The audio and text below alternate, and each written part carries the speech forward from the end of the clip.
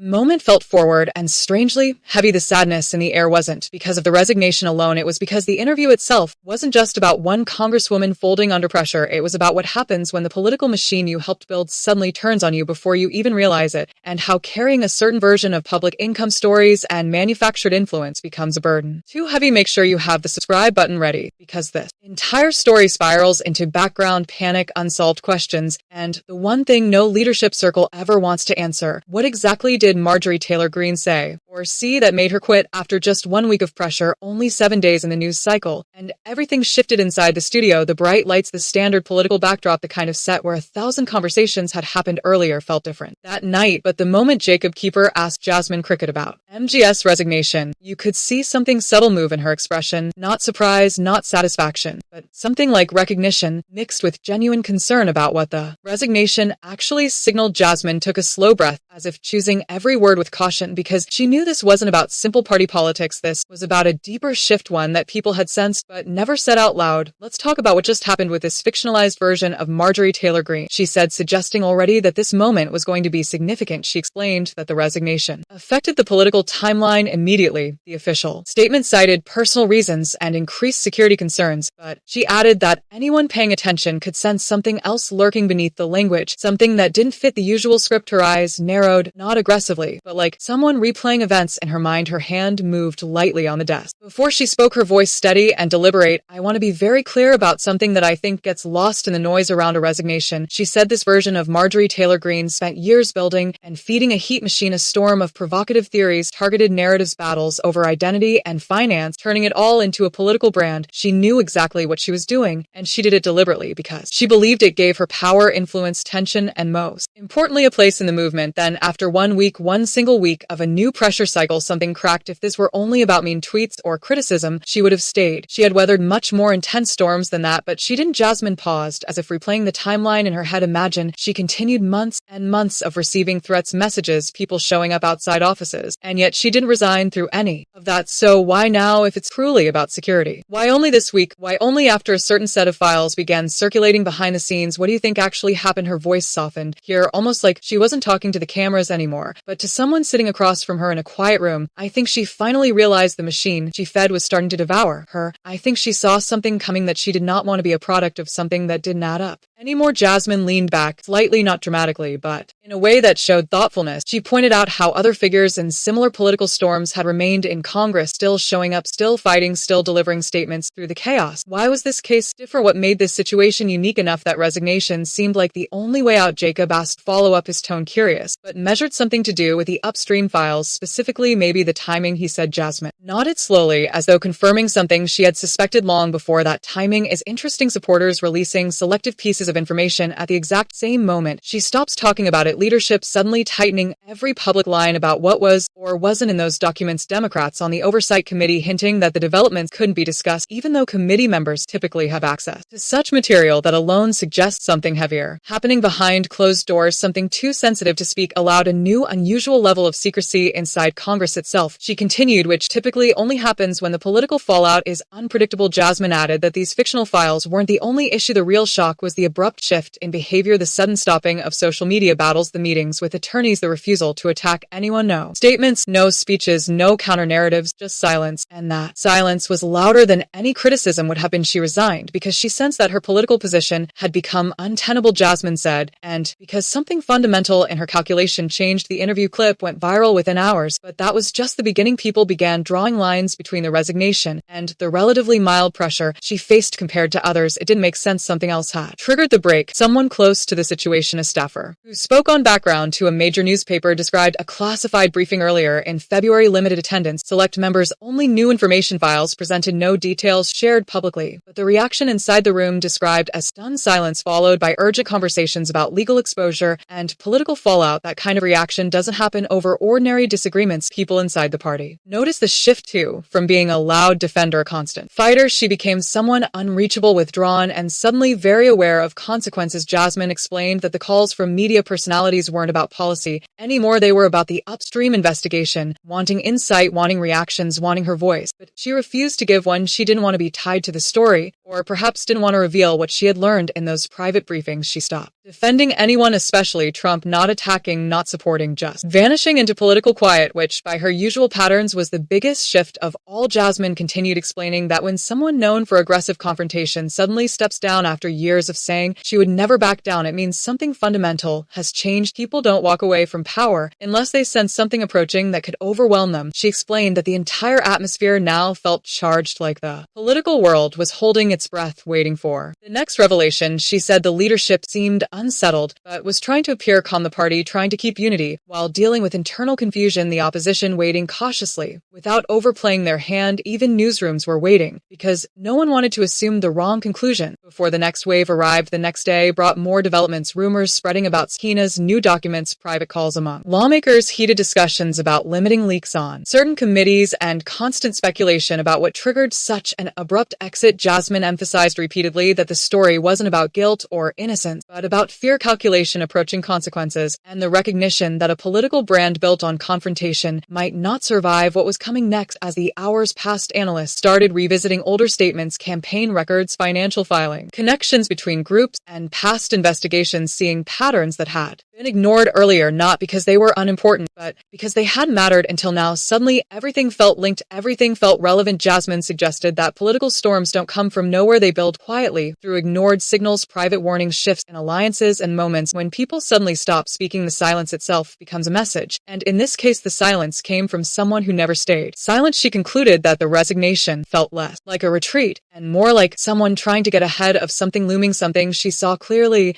and others were only beginning to sense. Perhaps a wave that would not stop at her doorstep, perhaps a revelation that would reach wider circles than expected, perhaps a consequence not yet visible but certainly approaching. Story didn't end that night. It kept growing, reshaping the narrative, shifting the political landscape, and leaving everyone with the same unresolved thought: if she resigned to escape something, then what exactly is the thing still moving unstoppable toward the surface, and who will be the next person forced to face it?